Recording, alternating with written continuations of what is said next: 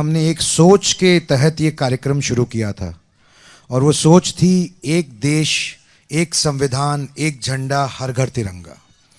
और इसी सोच के प्रति हम हर घर तिरंगा कैंपेन को हमने चिन्हित किया कि श्रीनगर को 5 अगस्त से शुरू करना है, लाल चौक से, क्योंकि ये एक सांकेतिक चीज़ नहीं थी, ये एक बहुत ही इम्पॉर्टेंट डेवलपमेंट थी हमारे इतिहास में। और हमारे इतिहास को अगर समझने की ज़रूरत है कि हमारा देश कैसे बदल रहा है और देश में कैसे सिर्फ विकास की बात नहीं पर राष्ट्रवाद की भावना किस तरह से आ रही है और किस तरीके से लोग, जो मैं तो ये नहीं कहूँगा कि गुमराह थे, पर ये कहूँगा जो भटक गए थे, उन लोगों को भी एक सुचारू रूप से मुख्य धारा में आने का मौका मिल रहा है।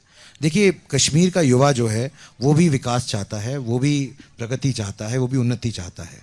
वो हमारे बाकी युवाओं से कोई अलग नहीं है। और उन्होंने इस 8 साल की कार्यकाल सरकार के अंदर ये महसूस भी किया है। आपने देखा है क्रिकेट के फील्ड में, आईएएस के फील्ड में कितने प्रतिभाशाली बच्चे कश्मीर से निकले हैं। पर ज़रूरी बात ये है कि देश एक अखंड राष्ट्र और एक संविधान, एक झंडा, ये बात इसलिए इम्पॉर्टेंट थी क्योंकि ये 75वीं वर्षगांठ है हमारी। और ऐसा महसूस करना एक प्राइवेट सिटीजन होने के नाते या एक प्राइवेट कंपनी होने के नाते ये पॉसिबल नहीं था आज से पहले कभी।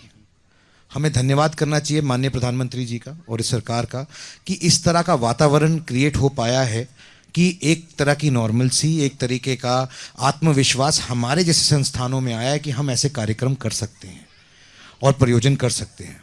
रही बात जो बात माननीय मंत्री जी ने भी बोली, जितेंद्र सिंह जी ने, कि जब मैं श्रीनगर में था और मेरा कोई ऐसा इंटेंट नहीं था, पर मुझसे रुका नहीं गया। जब मैं वहाँ पे कार्यक्रम के लिए गया था और लाल चौक पे डिबेट डिस्कशन हो रहा था और ग्रेट इंडिया रन का फ्लैग ऑफ हो रहा था, तो मेरा भी वहाँ पे तिरंगा लहराने का मन किया। और जब ये मौका मुझे मिला तो ये सोचने पे मैं मजबूर था कि किन दुर्गम परिस्थितियों के अंदर, किन मुश्किल हालात के अंदर, जैसे अभी माननीय मंत्री जी ने बताया कि किस तरीके से वह लोग एकता यात्रा में गए होंगे आज से 30 साल पहले वहाँ पर झंडा फहराने के लिए, किन दिक्कतों के वजह से। लेकिन आज माहौल अलग है, ये नया देश है, हम उस भारत का हिस्सा हैं जहाँ पे हमारा शेष नेतृत्व आज आज़ाद भारत में पैदा हुआ है, पहली बार ऐसा हुआ है।